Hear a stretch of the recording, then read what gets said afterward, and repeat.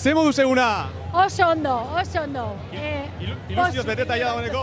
Ilusioz beteta, postasun beteta, maitasunez beteta, elkartasunez beteta, orduan ezin dute gehiagorik eskatu. Eta zein da zure plana aste nagusirako? Pues, disfrutatu eta nire bete beharra egin, ni naz Bilbako txupinera.